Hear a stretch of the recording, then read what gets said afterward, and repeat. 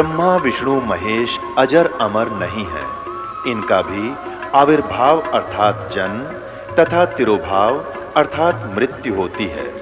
प्रमाण के लिए देखिए देवी भागवत महापुराण। ब्रह्मा, मैं, विष्णु और शिव, यह तुम्हारी प्रभाव से जन्मवान है।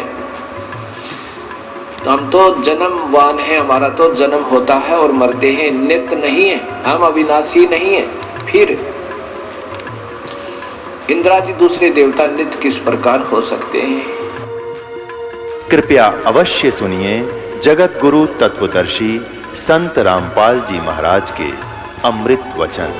वो होता तो है भगवान, लेकिन कवियों में से भी एक प्रसिद्ध कवि की भी उपाधि प्राप्त करता है। तो हु इज गॉड?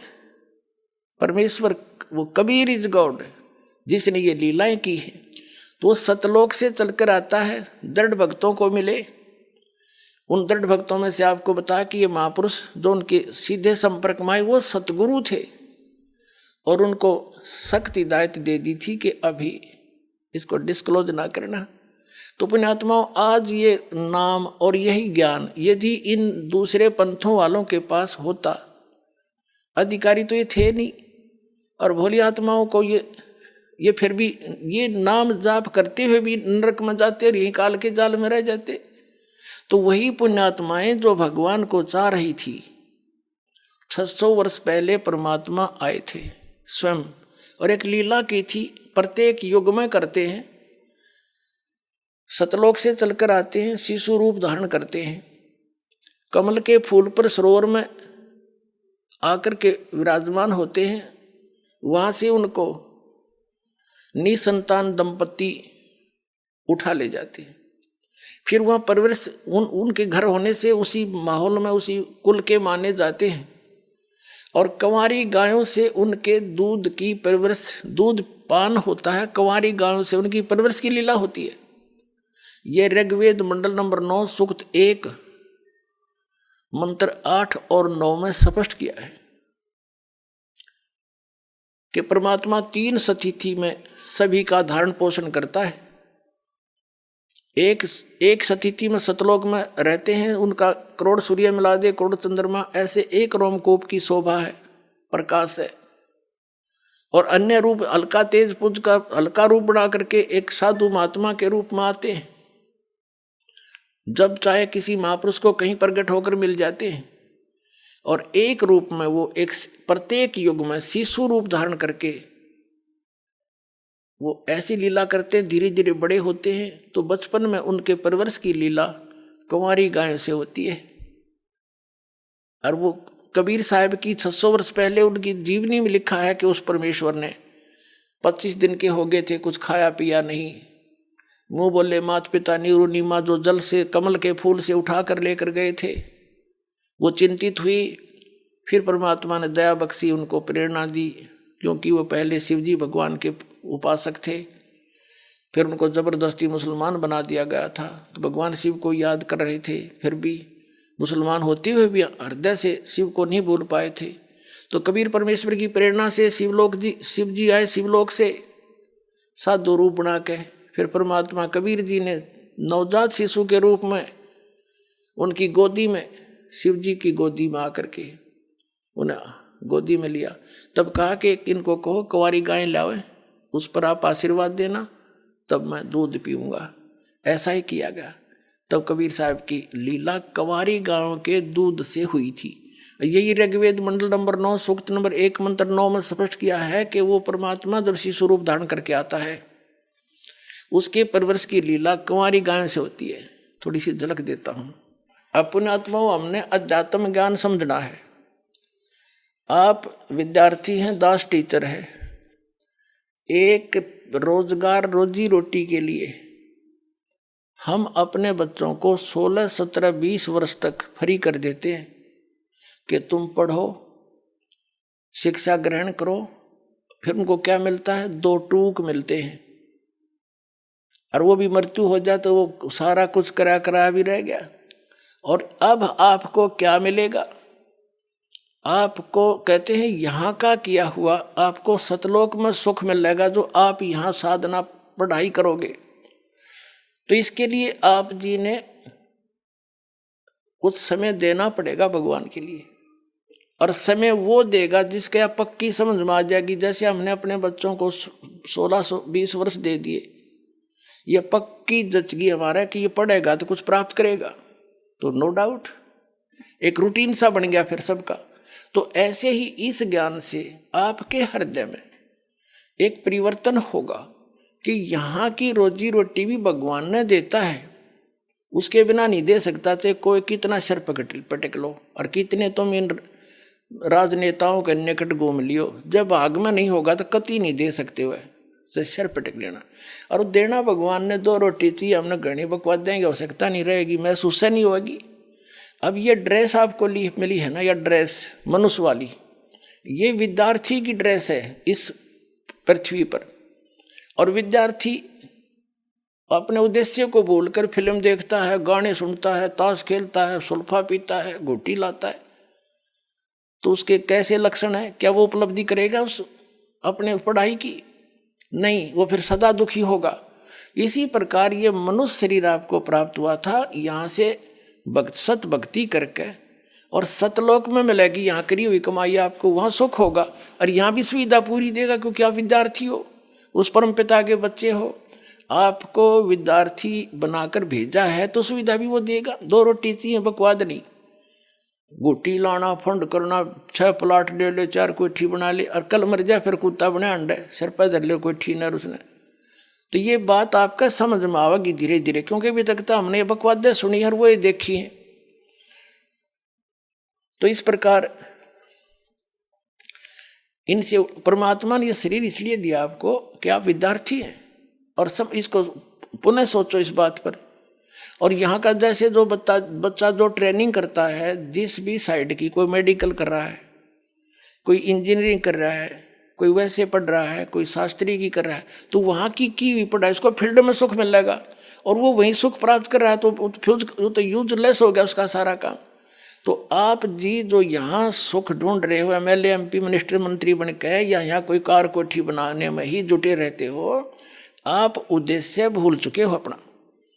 अब फिर याद करो, और यहाँ का किया सतलोक में मिलेगा आपको, वहाँ ठाठ करियो, कुछ भी काम को ना, सारे सुख कितना बैठे बतलाइयो, और कहीं कुछ खाइयो पियो, सारी मौज, विमान आपके सामने होगा जहाँ बैठ कर जाइयो, सारी सैर सपट्टे करियो, वहाँ सारा सुख वहाँ पर है एज इट इज। ये नकली पंथ बताया करते, सतलोक में प्रकाश ही प्रकाश है, आत्मा उसमें जाकर मिल जाती है जैसे बूंद समंदर में। इन्हें खक देखा वहाँ पर। तो परमात्मा ने दया करी थी धर्मदास, ये मूल ज्ञान की दबार ना पढ़ी, धर्मदास मेरी लाख दुहाई, ये मूल ज्ञान है। मूल ज्ञान तो सारा ज्ञान जो दास आपको बता रही है वो असली ज्ञान। कहीं बाहर न जाई, मूल ज्ञान बाहर जो पढ़ी, बिचली पीढ़ी हंस नहीं तरही। और मूल ज्ञान को तब तक छुपाई जब तक ये 12 पंथ मिट जाई। अब ये जितने भी पंथ थे ये सब मैच्योर हो लिए, इन्होंने जो ज्ञान देना था दे चुके हैं, उन्हीं को रिपीट कर रहे हैं उनके और उत्तराधिकारी, और अनुयायियों को पता है ये क्या ज्ञान देते हैं। अब इस तत्व ज्ञान के सूर्य की रोशनी में अब वो ऐसे छुप जाएंगे जैसे उनका अस्तित्व ही नहीं रहेगा। तारा मंडल बैठे कर ये चांद बड़ाई खावे, उदय भया जब सूरज का स्यों तारों छुप जावे। और ज्ञान सब ज्ञान यू कबीर ज्ञान सो ज्ञान, जैसे गोला तोब का अब करता चला मैदान। तो इन सब फेल हो जाएंगे जितने भी संत पंथ है ये नकली, और एक ही ज्ञान रह जाएगा परमात्मा का, क्यों हम सभी उसी के बच्चे हैं और उसी के लिए हम भटक रहे हैं। गुरुओं के पास उसी के लिए गए, हमने धर्म भी भगवान पाने के लिए ही अलग बनाए। अब वो हमें सहज में मिलने जा रहा है तो हम फिर एक हो जाएंगे, अवश्य होंगे, देख लेना, ज़्यादा समय नहीं लगेगा।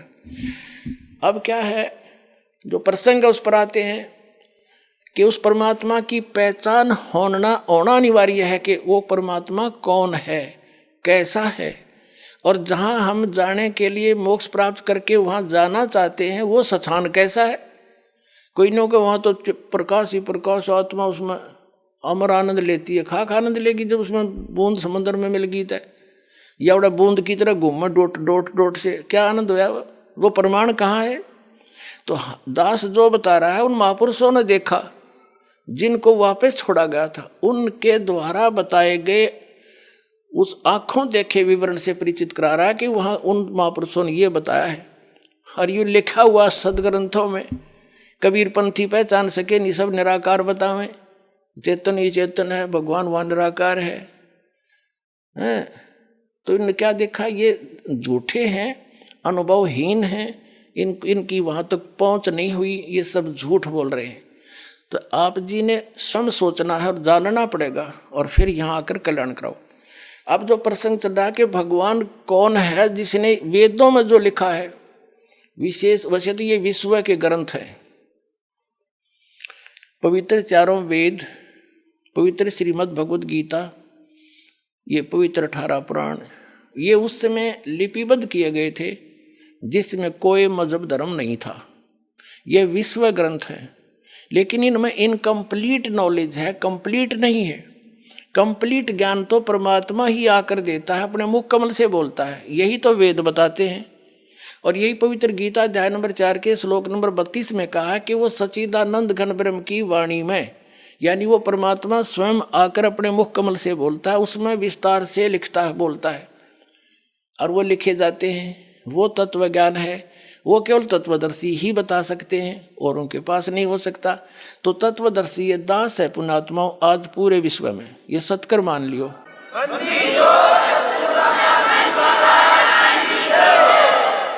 तो ये हो गया ज्ञान। वो ज्ञान कौन सा है? फिर उसमें भगवान कैसा है, क्या लीला करता है, वेद बताते हैं। और वेदों को पूरा, वैसे विशेषकर वर्तमान में पवित्र हिंदू धर्म के पुण्यात्मा तो अवश्य स्वीकार करते हैं कि वेदों में जो लिखा सही है। बाकी अन्य धर्मों के लोग भी वेदों को मानते सही हैं, वो स्वयं उसका पढ़ नहीं रहे, उसका अध्ययन नहीं करते, वो अलग बात है। अब देखो वेद क्या बताते हैं, वो परमात्मा लीला कैसी करता है। देखिए ऋग्वेद मंडल नंबर 9 के अंदर दिखाएंगे आपको। और एक विशेष बात देखो, एक विशेषता और देखो कमाल मालिक का। ये जितने भी आर्य समाज के आचार्य हैं या महर्षि दानंद जो आर्य समाज प्रवर्तक कहा जाता है, वो खुद तो मानते हैं परमात्मा निराकार है, वहाँ पर परमात्मा कहीं एक स्थान पर भी नहीं रहता। इनकी अपनी धारणा, अपना अनुभव है जो वेदों के विपरीत है। और वो वेदों को सही भी मानते हैं कि वेदों में जो लिखा वो फाइनल है, सही है, और वेदों का अनुवाद भी स्वयं कर रहे हैं।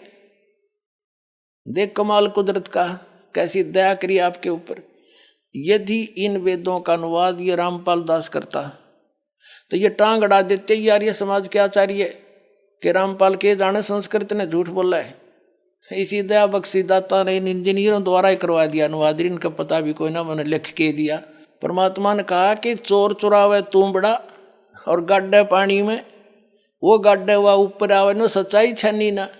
सच्चाई को दबाया नहीं जा सकता, मिटाया नहीं जा सकता, कुछ दिन दबाया जा सकता, बतेरे दिन दबा ली इन्होंने। अब देखो वो आर्य समाज के लोग जो परमात्मा को निराकार मानते हैं और एक देशीय नहीं मानते और वेदों को सत्य मानते हैं। अब वेद क्या प्रमाण देते हैं देखो, ध्यान सुने, पढ़ो, अपने आंखों से पढ़े। अब इसके हम आपको प्रथम मंडल के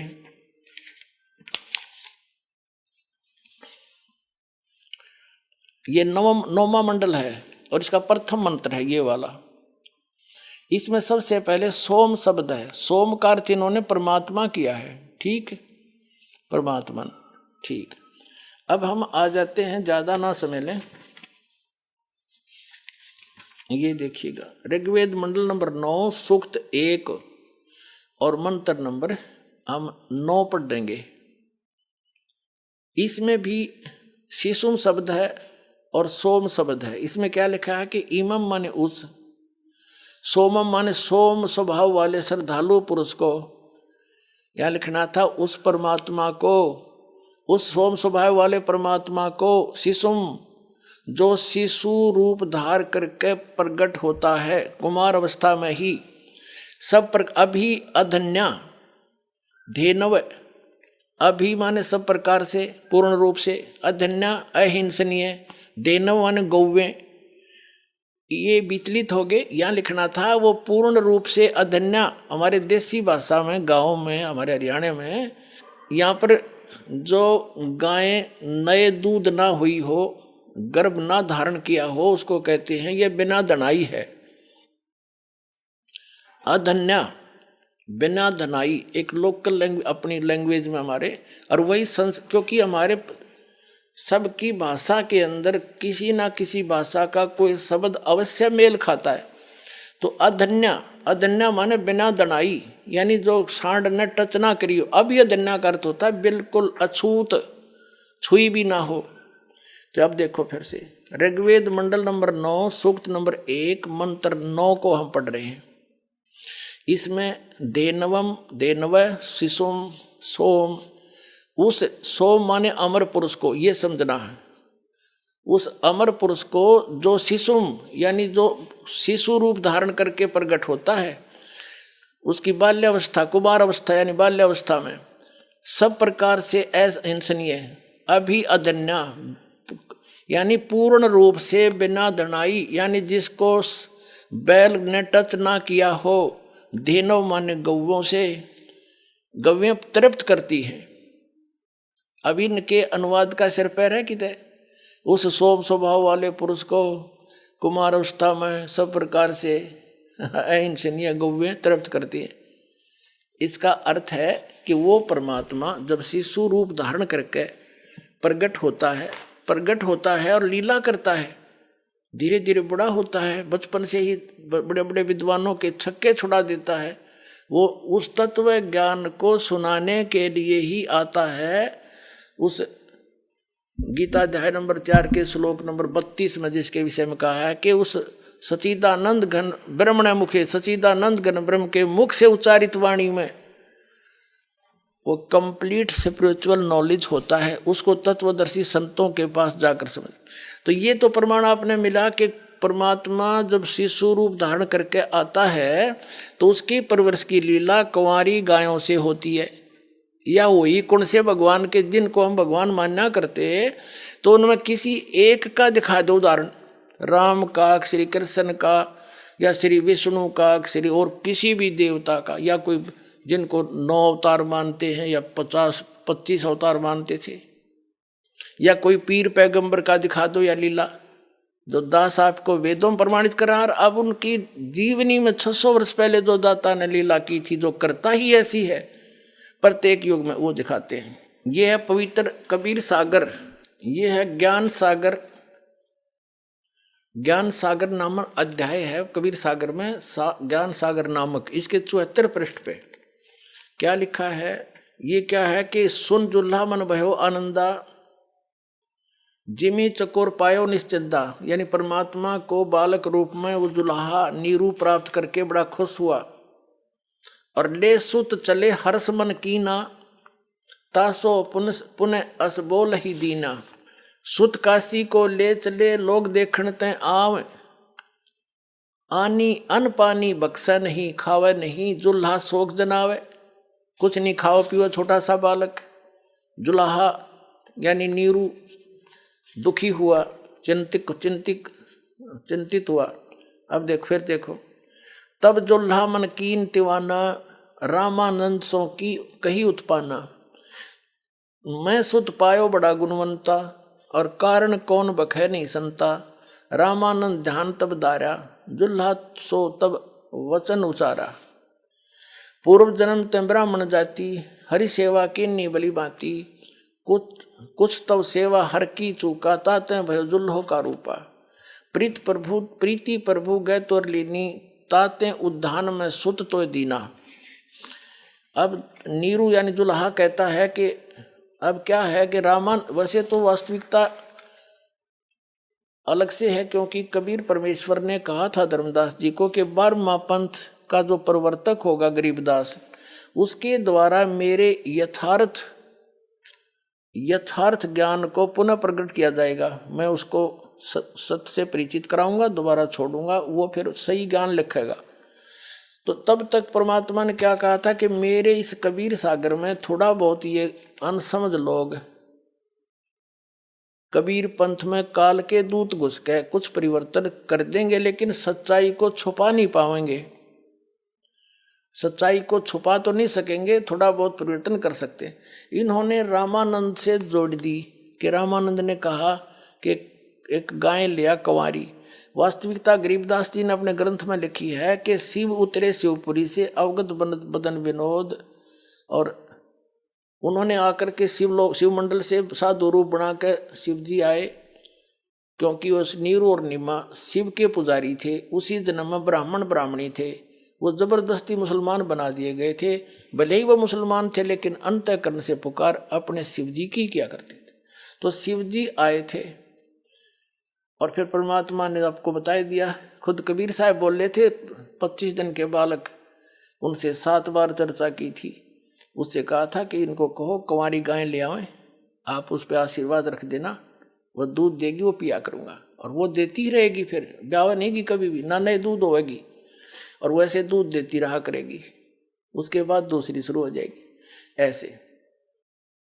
अब देखिएगा, तो इन्होंने जैसे तैसे हमने सच्चाई से परिचित होना है, जैसा भी है। देखिए अब यो नीरू कहता है, रामानंद ने इनके अनुसार क्या है, रामानंद ने कहा कि तुम पहले जुल्हा थे, तुम पहले ब्राह्मण थे पिछले जन्म में, तुमने कोई गलती कर दी भगवान की भक्ति में, इस कारण से तू धानक बन गया, जुल्हा बन गया। और तेरी प्रीति को देख करके भगवान ने तुझे जंगल में लड़का दे दिया, बच्चा दे दिया। वो तो जैसे इनकी सोच है, हमने सिर्फ उस निष्कर्ष पर पहुंचना है कि वो लीला कैसे हुई थी उस परमात्मा की। अब ये क्या कहता है नीरू जुलाहा, हे प्रभु जस की नो तस पायो, मैंने जैसा किया उसा भोग लिया। आरत हो तो दर्शन आयो, संकट में मैं तेरे पास आया हूँ। रामानंद जी से कह रहे हैं वो नीरू। सो कियो उपाय गुसाई, बालक अक्षुदावस कुछ खाई। अब देखो इन कबीर पंथियों ने जो गलतियां की हैं स्पष्ट है। यह नीरू लिखना था, नूरी लिख रखा है, नूरी वचन, ये नीरू वचन है। तो यूं गलती होगी इनसे, और उसको फिर उस गलती को सुधारने के लिए परमेश्वर ने अपनी प्यारी आत्मा आदरणीय गरीबदास साहिब जी को सचखंड से ले जाकर वापस छोड़ा। उन्होंने फिर उसकी पूर्ति कर रखी है। सन 1727 में परमात्मा मिले थे गरीबदास साहिब जी जब 10 वर्ष के थे, और उसके बाद गरीबदास जी के ग्रंथ में एक मात्रा की भी गलती कोई नहीं कर सकता। एक ने कोशिश की थी थोड़ी सी परिवर्तन करने की, गरीबदासी साधु ने, उसको अदरंग मार गया। तो सबको डर हो गया कि इसमें बिंदी भी मत हटा दिए, उसकी ये दशा हो जाएगी, नहीं तो ये अपनी जीव संज्ञा में इसमें भी काल के दूत गड़बड़ कर जाते। गरीबदास पंथ से दास निकल कर आया, उनकी पूरी हिस्ट्री से परिचित है। तो उसमें उन्होंने जरा सा भी परिवर्तन नहीं किया। तो उस दास के पास है आज वो सारा यथार्थ ज्ञान, और इनसे मेल खाता है। जो उससे इसमें कुछ गड़बड़ है इससे शुद्ध हो जाएगी। तो इस प्रकार ये श्रेष्ठ ज्ञान मक्खन काट गए और 2 बार ताके देसी घी बना दिया आपके लिए तत्व ज्ञान। अब देखो, हे प्रभु जस कीनो तस पायो, आरत हो तो दर्शन आयो। कबीर सागर पढ़ रहे हम। सो कहियो उपाय गुसाई, बालक अक्षुधावंत कुछ खाई। कि बालक भूखा कुछ खा, वैसा बताओ। रामानंद अस उक्ति युक्ति विचारा, तब तुम सुत कोई ज्ञानी अवतारा। बछिया जाही बैल नहीं लागा, सोले ठाड करो ते यागा। रामानंद जी ने कहा कि एक ऐसी बछिया लाओ जिसको बैल ने टच ना किया हो, यानी कंवारी। बछिया जाही बैल नहीं लागा, सोले ठाड करते यागा। और दूध चले ते थनते, दूध ही धरो छपाई। अक्षुदा वंश जब होवे, ताको दे खुदाई खवाई। जुल्हा एक बछिया ले आवा, चलो दूध कोई ब्रह्म न पावा। चलो दूध जुल्हा हरसाना, राख छिपाई काहू नहीं जाना। दूध पीवंत दूध तब पीवंत नाम कबीरा, खेलत संग सब मत धीरा। बालकों के साथ खेल रहा है और वो दूध वो कबीर परमात्मा पी रहे हैं। आज का जो सत्संग का उद्देश्य था पुण्यात्मा, अभी तक तक भूमिका बनी है जो दास बताना चाहा था कि आप सतलोक से आए हुए हो, आपसे गलती बन गई, उस गलती को सुधारने के लिए एक चांस दे दिया दाता ने आपको, मनुष्य शरीर या पिछली पीढ़ी। अपने आत्मा इस अध्यात्म ज्ञान से आपको एक तो ये पता लगेगा कि आप कौन हो। अब जैसे आज तक जितने संत पंथ थे यूं कहा करते थे भाई आत्म ज्ञान हो गया, इन आत्म ज्ञान का पता नहीं क्या होता है। और आत्म ज्ञान हो गया तो उसे लाभ क्या होगा जब तक परमात्म ज्ञान नहीं होगा। आत्म ज्ञान तो यूं हो गया कि हम जीव हैं। अब वो आत्मज्ञान भी ना था, इनको आत्मज्ञान भी दास ने कराया कि आत्मा माने अपने बारे में जानकारी होना, हम कौन है या क्यों फंस रहे हैं। अब आपको आत्मज्ञान कराया और परमात्म ज्ञान करा दिया। आत्मज्ञान तो ये हो गया कि आप जी सतलोक में रहा करते थे, यहाँ के वासी नहीं हो, आप कौन हो, कहाँ से आए हो, यहाँ क्यों कष्ट उठा रहे हो, ये है आत्मज्ञान। और परमात्म ज्ञान ना हो तो इस आत्मज्ञान तक के पता के क्या फायदा हुआ इसका। तो परमात्म ज्ञान यानी परमात्मा कौन है, कैसा है, उसका कहाँ प्रमाण है, ये सिद्ध कर दिया। कबीर इज गॉड, वेदों में प्रमाण और उनकी लीला में प्रमाण, सदग्रंथों में प्रमाण। तो कहते हैं कूप की छाया कूप के माही, ऐसा आत्मज्ञान ना जैसे कुएं की छां, और कुएं तक सीमित है, उसका बाहर कोई बेनिफिट नहीं। तो कहते आत्मज्ञान तो तुम्हारा ऐसा है, कूप की छाया कूप के माही, ऐसा आत्मज्ञान ना। और मोक्ष प्राणी लहत नहीं जब तक परमात्म नहीं जाना। तो आपको आत्मज्ञान भी सही हो गया, उन्हें आत्मज्ञान नहीं पता था कौन हो तुम, कोई जीव ब्रह्म है, कोई आत्मा से मिल जाए जैसे बूंद समंदर में कहाँ मिल जाती है, कख नहीं पता, साधना क्या है। और परमात्म ज्ञान who is God, Kabir is God, और वो मिला कैसे, वो 3 मंत्र का जाप आपको बता दिया। तो ये आत्म और परमात्म दोनों ज्ञान करा दिए। बोलो सतगुरुदेव।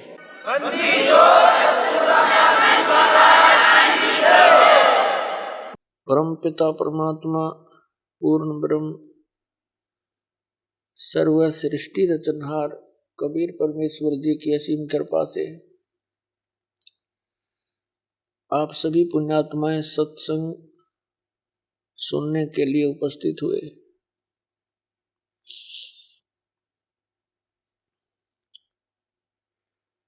सत्संग में आने से इस जीव को ज्ञान होता है,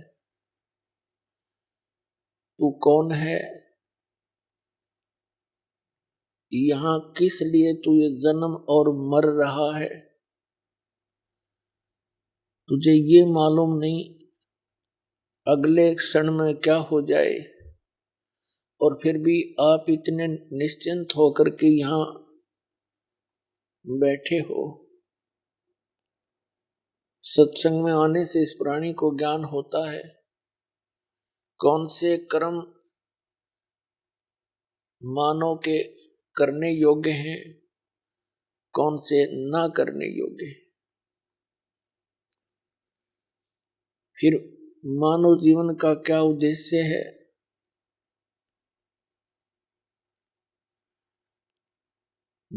ये ज्ञान होता है कि मनुष्य जीवन किस लिए प्राप्त हुआ है। फिर उद्देश्य से परिचित होकर के ये प्राणी उस परमात्मा के पाने के लिए तड़प उठता है,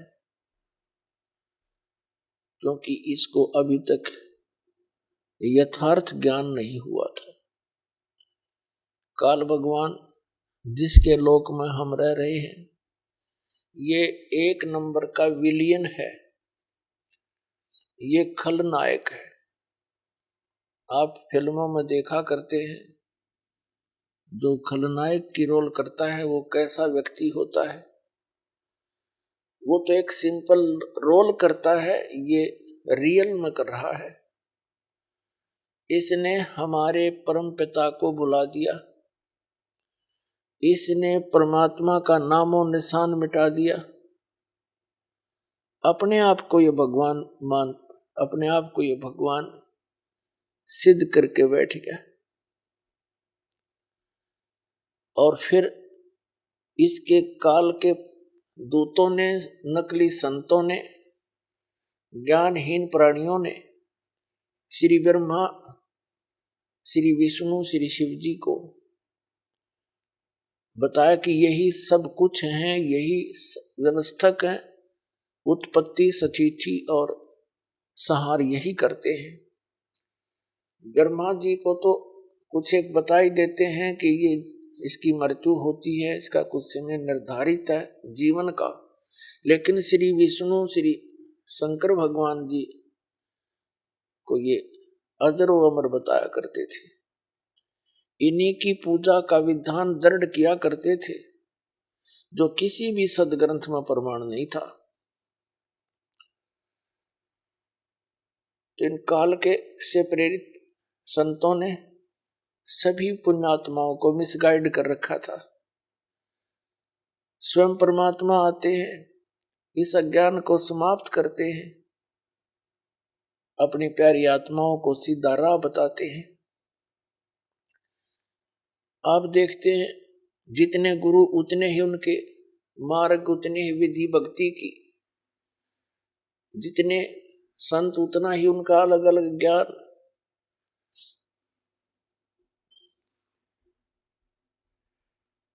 ये सारा कारण क्या है? इस काल भगवान ने सबको भ्रमित कर रखा है। इसने भ्रमित क्यों कर रखा है? परमात्मा ने हमारे ऊपर एक दया करी थी, कबीर भगवान ने, जो हम सबका जनक है। आज पहले भी आपको बताया था सुबह के सत्संग में, जब इस काल भगवान ने इस दुर्गा देवी जी के साथ बद व्यवहार करने की चेष्टा की थी, इस दुर्गा जी ने अपनी इज्जत रक्षा के लिए इसके पेट में शरण ली थी। परमेश्वर ने, कबीर देव जी ने, सत्य पुरुष ने इस ज्योति निरंजन को इसके 21 ब्रह्मांड समेत वहां से निकाल दिया था, साथ में दुर्गा जी को भी। और साथ में इसको एक ऐसा वचन दे दिया था कि यहां जो ऐसे कर्म करता है सच्चे लोक में, उसको ये रोग लगता है। 1 लाख मानव शरीरधारी प्राणियों का नितहार आहार करने का, इसको वो श्राप लगा हुआ है। 1 लाख मानव शरीरधारी प्राणियों का ये नित आहार करता है। उसके लिए इसने अपने तीनों पुत्रों की, रजगुण ब्रह्मा, सतगुण विष्णु, तमगुण शिव जी की ड्यूटी ला रखी है।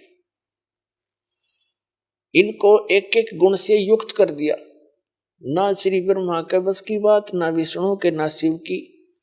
इनके अंदर से एक ऐसी रेंज निकल रही है, रेज, ऐसी किरणें निकल रही हैं जो इसके अंतर्गत इस 3 लोक में, पृथ्वी लोक, पाताल लोक और स्वर्ग लोक के प्राणियों को, ये तीनों देवताओं के अंदर से निकल रही ये किरणें प्रभावित करती है। ये अपने लोकों में रहते हैं, इनकी राजधानी है ऊपर विष्णु लोक, शिवलोक और ब्रह्मा लोक। वहां रहते हुए भी इनके अंदर से निकल रही किरणें हमें यहां प्रभावित कर रही हैं। जैसे मिर्च का छोंक लगता है रसोई में, उसका प्रभाव जाकर के दिखता है दूसरे कक्षों में बैठे हुए अन्य घर के सदस्यों पर, छींकें आने लग जाती हैं। उनके बस की बात नहीं कि वो छींकों को रोक सके।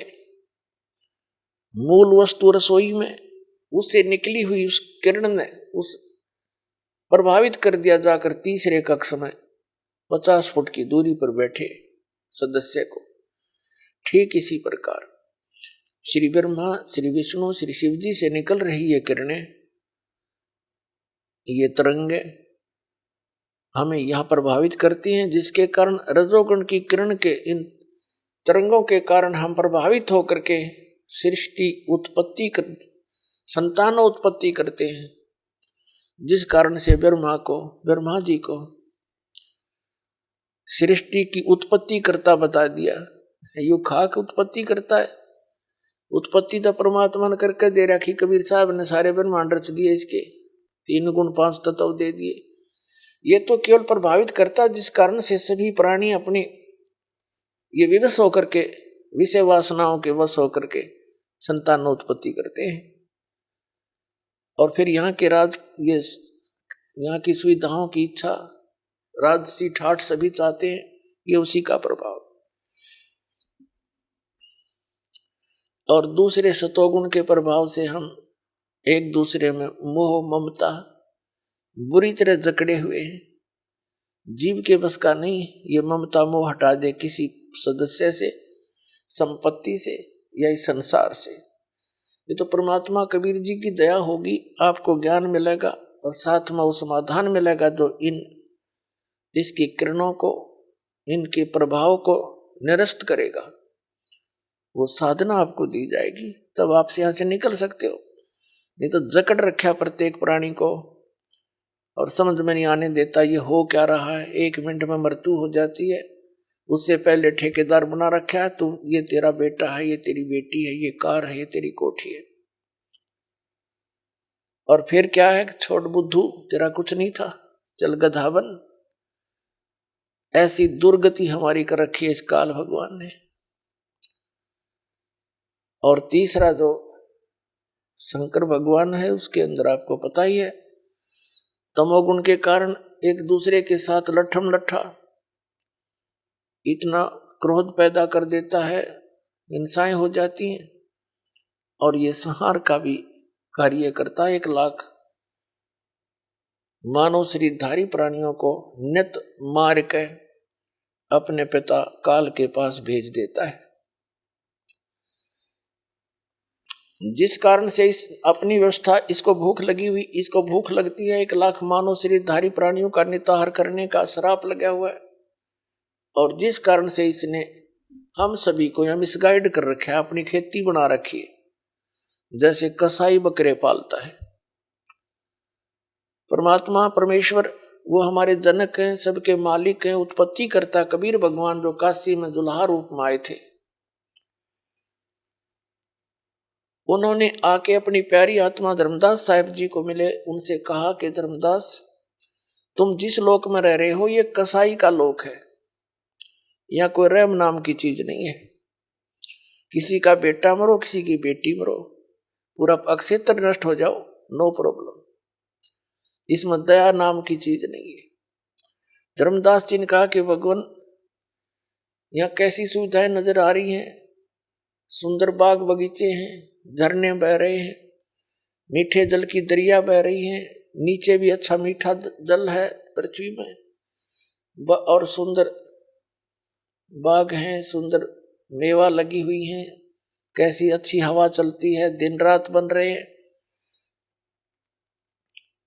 तो परमात्मा ने कहा कि ये तो ऐसी व्यवस्था है जैसे कसाई बकरे पालता है,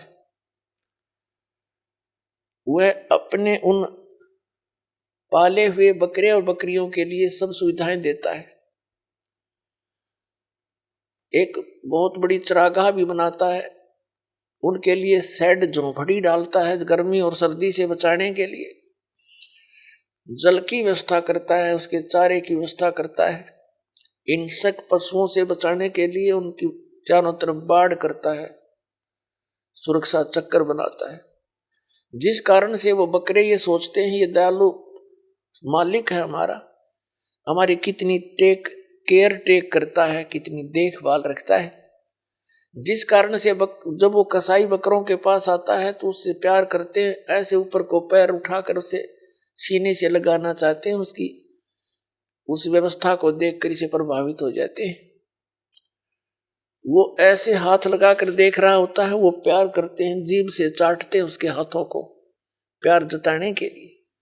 वो देख रहा होता है ये कितने किलो का हो गया, इसमें कितना मांस बढ़ गया, और वो सोच रहे हैं ये हमें प्यार कर रहा है।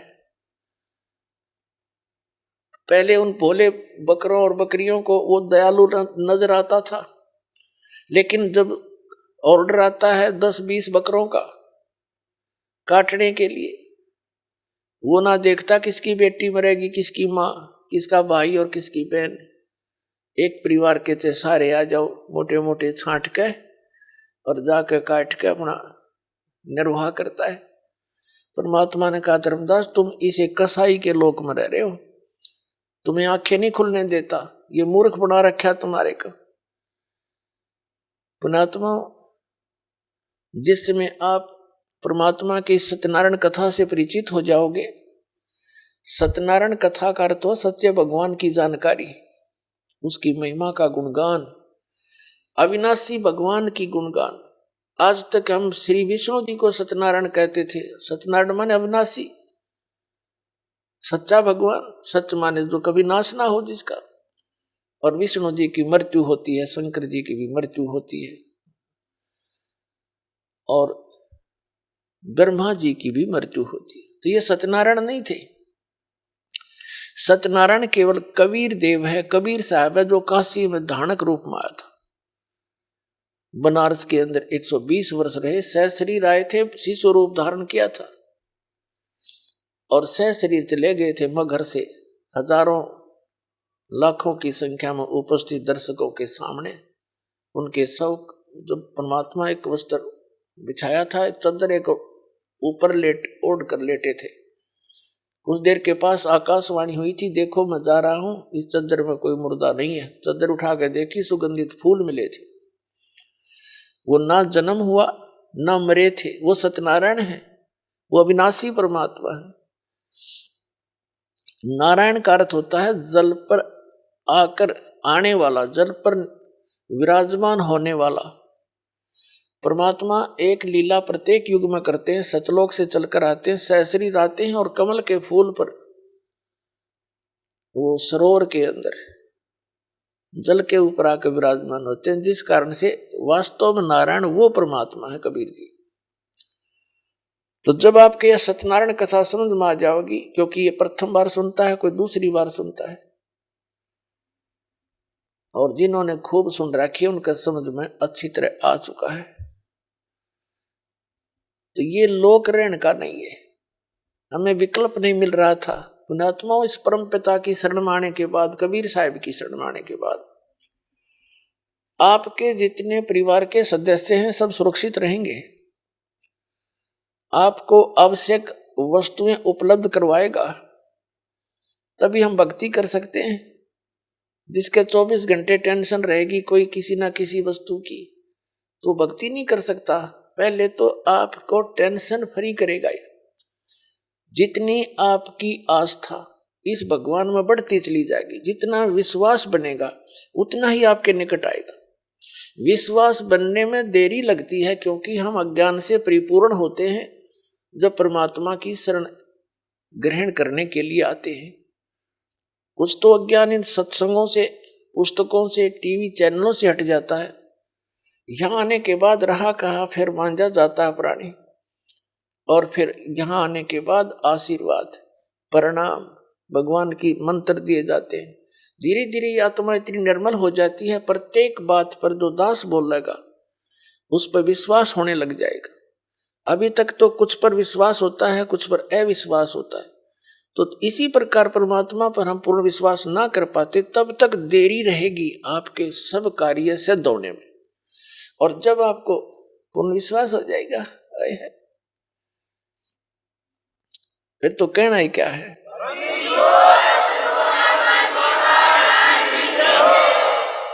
जिनको पूर्ण विश्वास हो जाता है, एक भक्त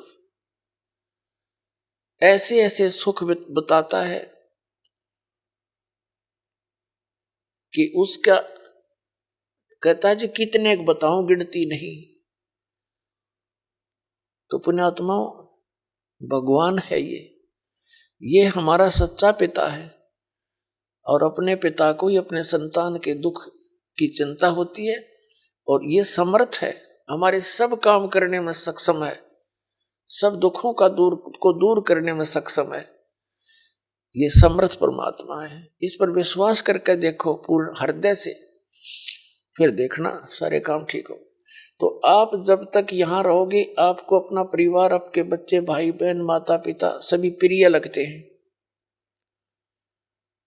और इसकी शरण में आने के बाद आपको ये सब आप इनके साथ रहोगे जब तक आपका सतलोक गमन नहीं होगा।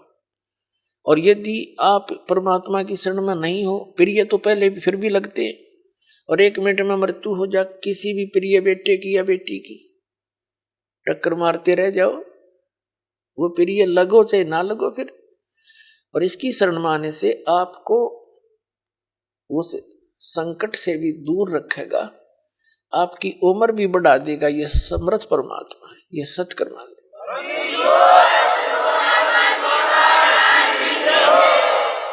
जैसे आदरणीय स्वामी रामानंद जी, जो कबीर परमात्मा ने उनको इस यथार्थ ज्ञान से परिचित कराया था, ज्ञान से बहुत कुछ ज्ञान दिया, उनको बहुत कुछ समझ में आया। फिर उन्होंने एक समस्या उनके सामने आई कि बच्चा, मैं 104 वर्ष की उम्र का हो चुका हूं। आइए अब हम उन श्रद्धालुओं के अनुभव जानते हैं जो जगत गुरु तत्वदर्शी संत रामपाल जी महाराज जी से दीक्षा प्राप्त कर चुके हैं तथा उनके द्वारा बताए गए भक्ति मार्ग पर चल रहे हैं। नमस्कार सर। सर साहेब। सर क्या नाम है आपका? मेरा नाम पकलूदास साहू है, ग्राम मंजोरा, जिला तहसील राजनांदगांव, छत्तीसगढ़ राज्य। सर संत रामपाल जी महाराज से नाम दीक्षा आपने कब ली? मैं तत्वदर्शी संत रामपाल जी महाराज से नामदान 4/1/2017 को लिया, जहां गंज मंडी में विशाल सत्संग था। संत रामपाल जी महाराज से नाम दीक्षा लेने से पहले आप क्या भक्ति साधनाएं करते थे? तत्वदर्शी संत रामपाल जी महाराज से नामदान दीक्षा लेने से पहले हम लोग पूर्व से ही कबीर पंथ धर्म के मानने वाले थे। हम दामाखेड़ा से जुड़े थे और उसी के साथ में परमात्मा कबीर के भी 52 जंजीरा चलते थे दामाखेड़ा माध्यम से, तो उसमें से मैं तांत्रिक गुरु भी बनाया था। और उसी के दरमियान जो है माता पूजा वगैरह वगैरह सब किया करता था, जिसका ये पृष्ठ है, मैं इसे सेवा करता था। ये सेवा परमात्मा कबीर के नाम से मैं किया करता था। तो इसी प्रकार से हम लोग अपना कर्म करते आ रहे थे, उससे हमें कोई बेनिफिट नहीं मिला, कोई फ़ायदा नहीं मिला। मालिक को खोजता रहा, 5 साल की अवस्था से मैं अपने भगवान को खोजता रहा। और बाद में मैं जमशेदपुर से 2004 में वापस आ गया। 2004 में वापस आया, उसके बाद मैं ज्ञान गंगा को पढ़ा। पढ़ने के बाद में मुझे लगा कि नहीं, यहाँ कोई भगवान है। इसी दरमियान परमात्मा तत्वदर्शी संत रामपाल जी महाराज कबीर भगवान के रूप में आकर के ऐसे झांक रहे हैं। मैं बोला कौन आ गया दादा, मेरे बीच कौन आ गया? बोलता मैं हूँ बेटा, डरने का बात नहीं है। मैं बोला अरे मालिक मुझे मिल गया, मैं खोज रहा था दादा तेरे को 5 साल का अवस्था से, आज मुझे मिल गया। मिला मेरे को तत्वदर्शी संत रामपाल जी महाराज के रूप में कबीर भगवान मेरे सामने आ गए। और मैं उसके बाद में मैं 4 महीना सत्संग सुना। सुनने के बाद में अब नामदान लेने के लिए 4/1/2017 को महासत्संग लगा, सर्वप्रथम उसमें मैं नामदान लिया। सर पहले आप दामाखेड़ा पंथ में जुड़े हुए थे। दामाखेड़ा पंथ बहुत सालों से चल रहा है और वो भी कबीरपंथी हैं और संत रामपाल जी महाराज भी कबीरपंथी हैं। तो यहाँ सवाल ये उठता है कि इतना पुराना पंथ छोड़कर आप संत रामपाल जी महाराज की शरण में क्यों आए? मैं दामाखेड़ा पंथ को छोड़कर तत्वदर्शी संत रामपाल जी महाराज के शरण में इसलिए आया कि मुझे वहाँ दामाखेड़ा पंथ से मुझे कोई शांति नहीं मिला। चौका आरती भी करवाता था लेकिन कोई बेनिफिट नहीं मिलता था और उल्टा ही हम परेशान रहते थे। इन सारे समस्याओं को देख करके भी प्लस हमारे जो असली भगवान हैं, जो आज हमें पता चला, वो भगवान को हम खोज रहे थे, वो तत्वदर्शी संत रामपाल जी महाराज के शरण में आने से वो भगवान हमें मिल गए। और इसलिए हमें ज्ञान हुआ कि नहीं, गुरु तो यही हैं। ये गुरु हमें तत्वदर्शी संत रामपाल जी महाराज ही हमें कबीर भगवान के दर्शन कराएंगे और हमने उनका दर्शन किया भी है। सर, संत रामपाल जी महाराज से नाम दीक्षा लेने के बाद आपको क्या लाभ मिले? तत्वदर्शी संत रामपाल जी महाराज के शरण में आने से हमें अपने गृह निर्माण में सबसे बड़ा बेनिफिट मिला, फ़ायदा मिला गुरु जी के शरण में आने से, और आज हम अपने गृह का निर्माण करवा रहे हैं। तत्वदर्शी संत रामपाल जी महाराज के शरण में आने से हमें अपने शारीरिक लाभ प्राप्त हुआ। शारीरिक लाभ में हमारे कान के अंदर एक ट्यूमर हो गया था, जिसे दिखाने के लिए मैं डॉक्टर के पास जाने के लिए सोचा, लेकिन इसी दरमियान तो मुझे परमात्मा तत्वदर्शी संत रामपाल जी का नामदान लेने का मौका मिल गया और मैं नामदान लिया। नामदान लेने के बाद में मेरे अंतरात्मा में ये आभास हुआ कि भाई ये डॉक्टरों का डॉक्टर है, वैद्यों का वैद्य है और भगवानों का भगवान है। जब सर्व डॉक्टरों का डॉक्टर है तो मैं फिर डॉक्टर के पास इलाज कराने क्यों जाऊं? मेरे डॉक्टर तत्वदर्शी संत रामपाल जी महाराज मेरे इस रोग को ठीक करेंगे, ऐसा करके मैंने प्रण कर लिया और प्रण करके चुप बैठ गया। किसी डॉक्टर के पास मैं चेक कराने नहीं गया। और जब मैं प्रण कर लिया तो मेरे कान से एक रस्सी, जला हुआ रस्सी के तरह ऐंठते हुए कान से मेरा वह ट्यूमर का रोग निकल गया। तत्वदर्शी संत रामपाल जी महाराज के नाम लेने से, तत्वदर्शी संत रामपाल जी महाराज से नाम लेने के उपरांत सन 2019 दिनांक 25 समय 9:15 बजे मेरा प्राणघात हादसा हो गया। इस हादसा होने का एक ही कारण था कि मेरे घर से 10 कदम दूरी पर बड़ा सा गाय, एक बच्चा और एक बछड़ा रोड पे खड़ा हो गया। बीच रोड पे गाय खड़ी थी और बाजू में बछड़ा और इधर बच्चा। जब मैं आगे बढ़ रहा था तो बच्चा इधर भाग गया और बछड़ा इधर भागा। इससे मैं ब्रेक लगाया अपने गाड़ी पे, गाड़ी का ब्रेक पीछे से खुल गया। मैं इनको गाय और बछड़ा और बच्चे को बचाने के लिए अपने गाड़ी को पीछे मोड़ा। पीछे मोड़ने से मैं 2 फुट नाली में जाकर धंस गया और मैं नाली में गिर गया। साथ में मेरा बाइक का हैंडल मेरे हाथे में था और मैं 4 कदम आगे जाकर के मेरा सर फट गया। ये सारे फटे हुए हैं, फट करके झूल गया और झूलने के बाद तत्वदर्शी संत रामपाल जी महाराज मेरे दोनों कंधा को पकड़ करके और बाइक के साथ में खड़ा कर दिए। मैं सीधे खड़ा रहा, खून सारे बढ़ते रहे, पूरे खून से लाल हो गए, मेरे शरीर से खून निकल गया। इसके उपरांत भी मैं खड़ा रहा, लेकिन किसी ने मेरे को उठाया नहीं।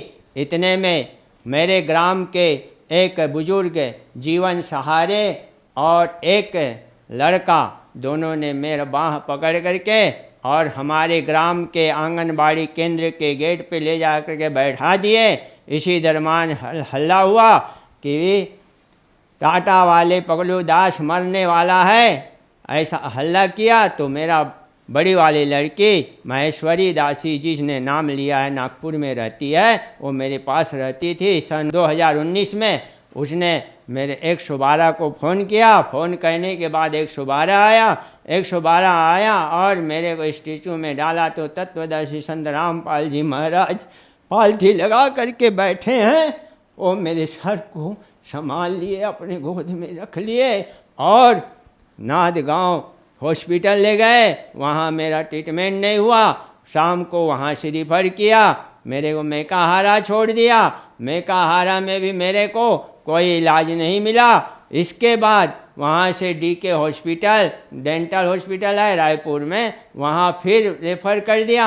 डेंटल हॉस्पिटल में भी मेरा ट्रीटमेंट नहीं हुआ। मेरे शरीर में चोट लगा हुआ था, लेकिन किसी ने मेरे को एडमिट नहीं किया, मेरा ट्रीटमेंट नहीं किया। 2 से 3 से 4 दिन 5 दिन हो गए, किसी ने मेरा इलाज नहीं किया, एडमिट नहीं किया, सब रेफर करते रहे। लास्ट में एम्स में जा कर के मेरा एडमिट हुआ और 4 दिन मैं बेड पे ऐसे ही पड़ा रहा। वहाँ भी ट्रीटमेंट नहीं हुआ। आपका पल्स नहीं है, आपका ट्रीटमेंट नहीं हो सकता, आपका सर्जरी नहीं हो सकता, आपका ब्लड नहीं है। ऐसा सब कर करके 4 दिन वहाँ भी ऐसे ही रख दिए।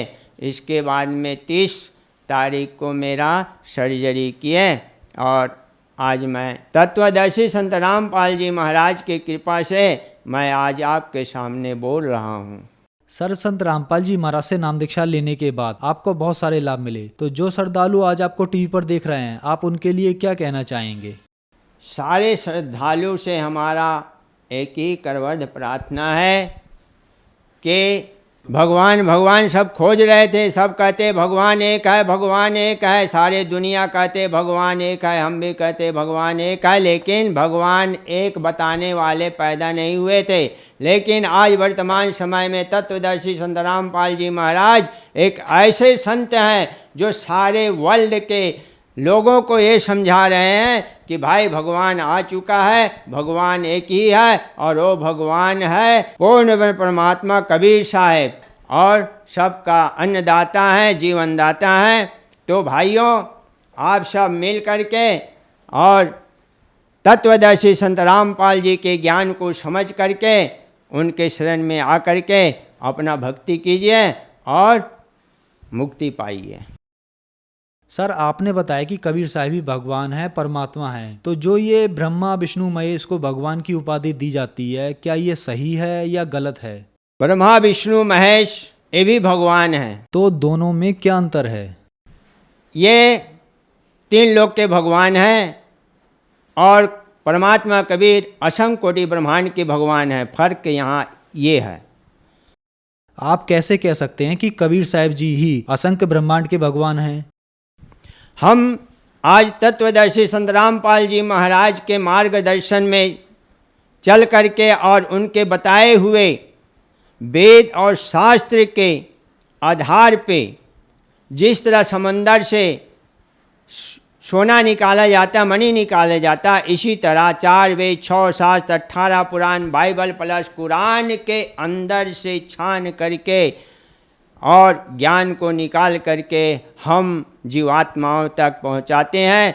तो ये परफेक्ट और सही ज्ञान देते हैं और यहीं से सिद्ध होता है कि तत्वदर्शी संत रामपाल जी महाराज जो बता रहे हैं वो कबीर भगवान ही एक भगवान हैं। संत रामपाल जी महाराज से नाम दीक्षा कैसे ली जा सकती है? तत्वदर्शी संत रामपाल जी महाराज से नाम दीक्षा लेने का कई चैनल में जो नंबर पीला पट्टी चलते हैं उस नंबर से संपर्क करके, और कई नामदान केंद्र खुले हुए हैं, साथ में मोबाइल में भी आप संपर्क कर सकते हैं, वहाँ से भी आप नामदान ले सकते हैं। ये सुविधा हमारे तत्वदर्शी संत रामपाल जी महाराज के द्वारा उपलब्ध कराया गया है।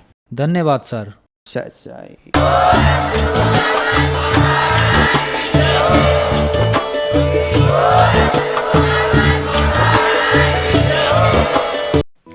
आप सुन रहे थे जगत गुरु तत्वदर्शी संत रामपाल जी महाराज के मंगल प्रवचन। अधिक जानकारी के लिए संपर्क करें।